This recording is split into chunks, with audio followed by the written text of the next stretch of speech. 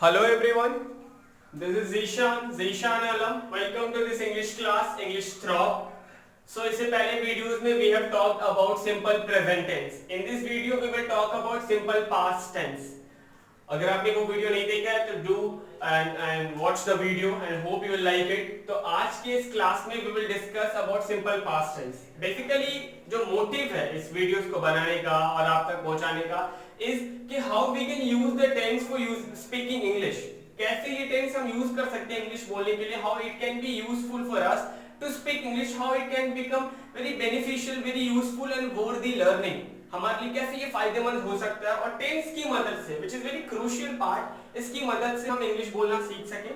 तो हम बहुत ज्यादा रिलेट करेंगे टेंस को हमारे डे टू डे लाइफ से, ऑर्डिनरी लाइफ से, and we'll come to know so many good and interesting facts about the simple past tense and each and every test. तो आज के इस वीडियो में we'll talk about simple past tense. तो अगर हम सिंपल पास्ट टेंस के बारे में बात करें तो सिंपल पास्ट टेंस का मतलब ही होता है वो उस एक्शन की हम बात करते हैं इस टेंस में जो गुजर गया, जो हो गया, something which happened in the past, something which took place in the past, जो पास्ट में हुआ था लेकिन हम उसकी बात कर रहे हैं इसी वजह से. तो वो पास्ट में हुआ था और हम उसकी बात करेंगे, उस तरह के सेंटेंस को लिखेंगे और वो कैसे यूज करेंगे, क्या क्या स्ट्रक्चर है, welcome to know about all that. तो सिंपल पास्ट टेंस की अगर हम बात करें तो हर टेंस का एक हेल्पिंग वर्ब होता है. इससे पहले हमने सिंपल प्रेजेंट टेंस में हेल्पिंग वर्ब देखा था, वो डू और डस था. लेकिन अगर सिंपल पास्ट टेंस की बात करें तो इसका हेल्पिंग वर्ब है डिड, यानी V2. डू का ही V2 होता है, डिड उसका था V1 और V5 यानी डू या डस, और इसका है V2. तो अगर हम इसके स्ट्रक्चर की बात करें, एक बार स्ट्रक्चर को समझते हैं. Welcome to know two sentence so easily like subject plus V2 plus object. इसका बेसिक और सबसे पहले अफर्मेटिव स्ट्रक्चर जो है वो ये है कि subject plus V2 plus object, यानी जो वर्ब है उसका V2 यानी सेकंड फॉर्म होगा. हर एक वर्ब का पास्ट इसी वर्ब से डिनोट किया जाएगा. जो मेन वर्ब होगा वो आपका पास्ट में होगा और V2 में होगा. अगर हम इसके नेगेटिव सेंटेंस की बात करें तो subject plus did plus not plus V1. अगर हमने उसमें देखा था तो डू और डस प्लस नॉट प्लस V1 था. इस वाले में अगर हम बात करें तो subject plus did plus not plus V1. एक बार अगर ये हेल्पिंग वर्ब यूज हो गया तो डिड के बाद हमेशा V1 लिखा. बहुत से लोगों को मिसकंसेप्शन है, बहुत सी जगह मैंने देखा लोगों को मैसेज करते वक्त, टाइप करते वक्त या इंग्लिश बोलते वक्त ये बहुत सिली मिस्टेक कर जाते हैं. वो डिड के बाद V2 का यूज कर देते हैं, लेकिन डिड के बाद हमेशा V1 का यूज होगा. Subject plus did plus not plus V1 plus object. दूसरा अगर हम इंट्रोगेटिव सेंटेंस की बात करें तो इंट्रोगेटिव सेंटेंस में एक होता है यस नो और दूसरा WH वर्ड. तो यस नो की बात करें तो ये हेल्पिंग वर्ब से शुरू होगा, did plus subject plus V1 plus object. उस वाले में था डू या does plus subject plus V1. तो यहां पे भी डू रिमेंबर कि डिड यूज हो गया तो V1 यूज होगा. Did plus subject plus V1 plus object, कोई भी सब्जेक्ट हो डिड यूज करेंगे. अगर हम WH वर्ड की बात करें तो WH word plus subject plus V1, यहां पे डिड मिस हो गया, WH word plus did plus subject plus V1 plus object, ये होगा. तो ये थे structure. Subject plus V2 affirmative के लिए, subject plus did plus not plus V1 negative के लिए, इंट्रोगेटिव यस नो. वैसे सवाल इसका जवाब हम हां और ना में दे सकते हैं. तो did plus subject plus V1 plus object. कुछ ऐसे इंट्रोगेटिव सवाल जिसका जवाब हम हां और ना में नहीं दे सकते. तो WH वर्ड प्लस डिड, उसके बाद यहां पे है subject plus V1 plus object. Now coming to some sentences, देख लेते हैं इससे रिलेटेड सेंटेंसेस कैसे बनाते हैं. तो योर ब्रदर अब्यूज्ड मी, ये पहला सेंटेंस मैंने लिखा, योर ब्रदर अब्यूज्ड मी, तुम्हारे भाई ने मुझे गाली दिया. तो योर ब्रदर ये आपका सब्जेक्ट है, अब्यूज्ड ये V2. अब्यूज गाली देना एक एक्शन, एक वर्ब, और इसका V2 क्या होता है अब्यूज्ड, और me is the object. Your brother abused me. दूसरा सेंटेंस, मैंने एक ख्वाब देखा, मैंने सपना देखा, ये भी बोल सकते हैं. तो बहुत से लोग बोल देते आई सॉ अ ड्रीम, जबकि ये पूरी तरीके से गलत है. ड्रीम इज नॉट कोई इंसान नहीं जिसे आप देख रहे हैं. तो आई ड्रीम, ड्रीम खुद एक वर्ब है, तो आई ड्रीम ये V2. तो देख लो subject plus V2, subject plus V2. Third है कि I expected from you the same thing, मुझे तुमसे यही उम्मीद थी. तो आई एक्सपेक्टेड, एक्सपेक्ट का V2 एक्सपेक्टेड, और ये आपका पास्ट सिग्निफिकेंट स्ट्रक्चर पे subject plus V2. I expected from you the same thing, और इसको ऐसे ही बोल सकते हैं the same thing I expected from you, मुझे तुमसे यही उम्मीद थी. आई expected from you the same thing. ये सारे प्रैक्टिकल लाइंस हैं जो हम लोग घरों में बोलते हैं. द फोर्थ वन इज उसने फोन रख दिया. हम लोग बहुत बार बात करते हैं हाँ फोन काट दिया, ऐसे ही कहा. तो ही हंग अप द फोन। तो यहाँ पे हैंग जो है आपका हैंग हंग और हंग यहाँ पे V2 का यूज किया गया, he hung up the phone V2 यहाँ पे देखा। उसके बाद अगर हम ये सारे तो अफर्मेटिव सेंटेंस है, नेगेटिव में भी रहे कह सकते हैं कि उसने मुझसे बात नहीं की, he did not talk to me, वो मेरे पास नहीं आया, he did not come to me। तो हर जगह did not plus V1, he did not talk to me TALK, he did not come to me COME, he did not ME come to me। उसके बाद हम interrogative का एक yes तो यहाँ पे लिखा है कि डिड यू अब्यूज मी, तो एक बार यहाँ पे जो डिड यूज हुआ है उसके बाद सब्जेक्ट, उसके बाद यहाँ पे V1 ही यूज हुआ है, डिड यू अब्यूज मी, क्या तुमने मुझे गाली दिया। अगर लोग गुस्से में कह देते हैं हाँ दिया, क्या कर लोगे, yes I did, what will you do. तो आंसर हेल्पिंग वर्ब में ही करेंगे, यस आई डिड या नहीं दिया, नो आई डिड नॉट। तो डिड यू, तो एक बार डिड यूज हो गया, तो यहाँ पे अब्यूज का V1 अब्यूज यूज हुआ, और यहाँ पे अगर अफर्मेटिव था तो हमने देखा अब्यूज का अब्यूज्ड हुआ था। आई होप ये सेंटेंस आपको समझ में आया होगा। Now coming to some different kind of structures like make somebody do something, किसी से कुछ करवाना। इस तरह का सेंटेंस में जब हम बोलते हैं किसी से कुछ करवाने की बात आती है, उसकी मर्जी हो भी सकती है, उसकी मर्जी नहीं भी हो सकती है। तो he made me cry, उसने मुझे रुला दिया।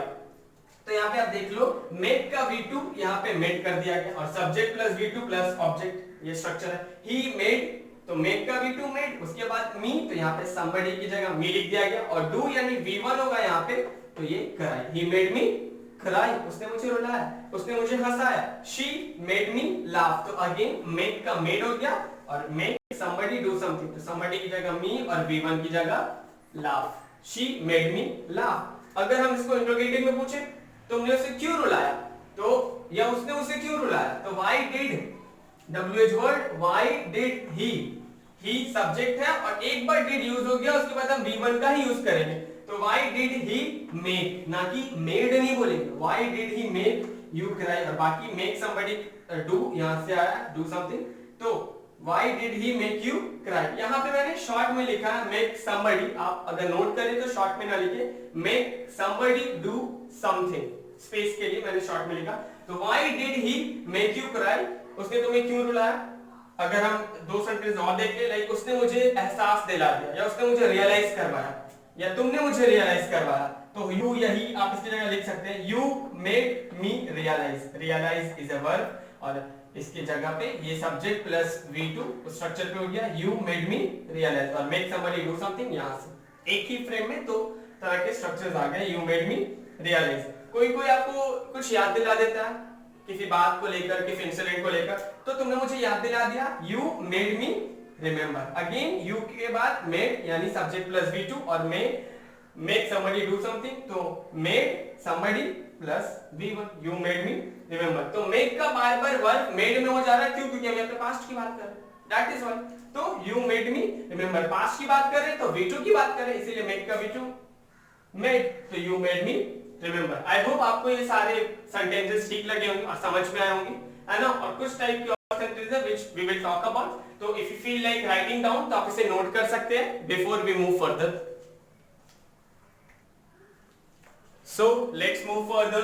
Let's see some other types of sentences. इससे पहले हमने देखा past, simple past का, past indefinite का कुछ structure, कुछ sentences.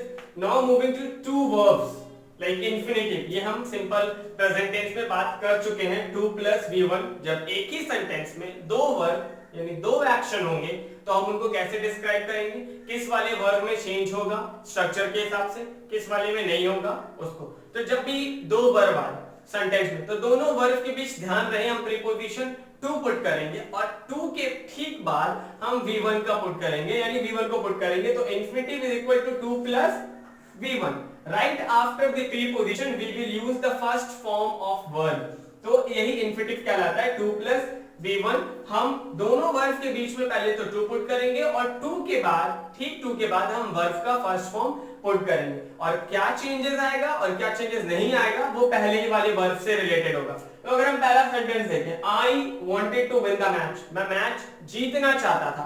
We are talking about simple past, subject plus V2, तो I is the subject, उसके बाद V2 लग गया, want का wanted, मैं मैच जीतना चाहता था तो I wanted, और टू विन द मैच। तो टू प्लस V1, वांट और विन दोनों ही वर्ब है और दोनों के बीच में टू है, लेकिन जो चेंजेस आए हैं सब टेंस के अनुसार वो पहले वाले में आए। तो आई वांटेड, वांट का वांटेड हो गया, I wanted to win the match. Next, she wanted to talk to me, वो मुझसे बात करना चाहती थी। तो यहाँ पे अगेन दो वर्ब है, वांट और टॉक, लेकिन पहला वाला V2 में है और दूसरा V1 में है। तो सब्जेक्ट के बाद यहाँ पे स्ट्रक्चर के हिसाब से वांट का वांटेड हो जाएगा। पहले वाले वर्ब में हम चेंजेस करेंगे। She wanted to talk to me, वो मुझसे बात करना चाहती थी, और ठीक टू के बाद हम V1, जैसे टू विन तो टू टॉक यहाँ लगाएंगे। अगर हमने यहाँ निगेटिव लगा दिया यानी हेल्पिंग वर्ब का पुट किया, तो वी ऑल नो कि डिड के बाद हमेशा V1 का यूज होता है। तो ही डिड नॉट, अब डिड नॉट लग गया, अब दो वर्ब हो, तीन वर्ब हो, कितने भी वर्ब हो, हम V1 का यूज करेंगे। He did not want to eat, look अब यहाँ भी दो वर्ब want और eat, और टू के बाद तो V1 होगा ही होगा, फर्स्ट फॉर्म वर्ब का होगा ही होगा, लेकिन यहाँ पे हम पहले वाले वर्ब को भी फर्स्ट फॉर्म में ही रखेंगे, क्योंकि did हमने हेल्पिंग वर्ब का यूज किया, इसीलिए want ही रह जाएगा, वर्ब का फर्स्ट फॉर्म नहीं रहेगा। तो he did not want to eat, वो खाना नहीं चाहता था। अगेन इंट्रोगेटिव यस नो, क्या तुम मुझसे मिलने आए थे? तो did you come to meet me, again did का यूज हो गया, तो कितने भी वर्ब V1 ही होगा, वर्ब का फर्स्ट फॉर्म ही यूज करेंगे। तो did you सब्जेक्ट, उसके बाद V1, तो did you come to meet me, अब दो वर्ब है, come और meet, और दोनों के बीच में टू प्लस V1 तो होता ही होता, लेकिन पहला वाला वर्ब भी फर्स्ट फॉर्म में ही रहेगा। यहाँ पे नहीं था did, इस वजह से ये दोनों V2 की शक्ल में था। तो did you come to meet me, क्या तुम मुझसे मिलने आए थे? या उसके बाद हम WH वर्ड वाले में देखेंगे, उसने तुम्हारी मदद क्यों करने की कोशिश की? तो why did she try to help you, again WH word why, उसके बाद did हेल्पिंग वर्ब, उसके बाद सब्जेक्ट, और सब्जेक्ट के बाद V1, क्योंकि हम did ऑलरेडी पुट कर चुके हैं। तो why did she try to help you, try और हेल्प दोनों ही वर्ब का first form, why did she try to help you। Now moving to some different types of sentences, हम सिंपल प्रेजेंट में इसकी बात कर चुके हैं। Let somebody प्लस V1, किसी को कुछ कर दे देना, like let me speak, let me talk, let me study, let me go, let me do this. We have already talked about this and we are already familiar with these kind of sentences. तो इसको negative sentence में कैसे use करते हैं? Simple past के, जैसे मेरी mummy ने मुझे खेलने नहीं दिया, तो my mother did not allow me to play, my mother did not let me play, ये भी कह सकते हो, और ये स्ट्रक्चर पे ही है, देख लो आप। My mother is a subject, उसके बाद हमने डिड नॉट लगा दिया क्योंकि नेगेटिव है, तो माय मदर डिड नॉट, इसके बाद हम V1 यूज करते हैं, subject plus did not plus V1, my mother did not, तो लेट का V1 तो लेट ही होता है, माय मदर डिड नॉट, और उसके बाद हमने ये वाला स्ट्रक्चर लगा दिया, लेट समबडी डू, तो V1 लेट मी प्ले, तो my mother did not let me play हो गया। तो दो फ्रेम में, एक ही फ्रेम में दोनों सेंटेंस आ गए। अगेन उसने मुझे बोलने नहीं दिया, तो अगेन ही डिड नॉट के बाद V1, लेट का V1 लेट ही, और का फर्स्ट फॉर्म लेट का लेट ही होता, तो he did not let me speak, late somebody V1, he did not let me speak. Again she did not let him go, उसने उसे जाने नहीं दिया, she did not let him go, did not plus V1 और let somebody plus V1, दोनों ही structure एक ही तरह के सेंटेंस में आ गया, और पास्ट इंडेफिनिट भी है, ये सिंपल पास्ट भी है। she did not let him go, उसने उसे जाने नहीं दिया, है ना, मैंने उसे बोलने नहीं दिया, I did not let him speak, बहुत तरीके से हम बोल सकते हैं इस तरह के सेंटेंस को, और सुबह से शाम बहुत तरह के बोलते भी हैं। Why didn't you let me study, तुमने मुझे पढ़ने क्यों नहीं दिया? आई होप समझ गए होंगे, WH word plus helping verb plus subject plus late somebody plus V1, तुमने मुझे पढ़ने क्यों नहीं दिया? Why didn't you let me study, again मैंने उसे चीटिंग करने नहीं दिया, I did not let her cheat, I did not let her cheat।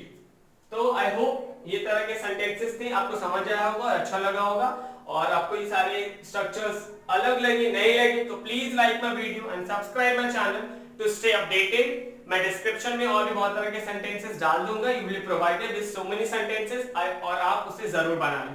Thanks for watching my video.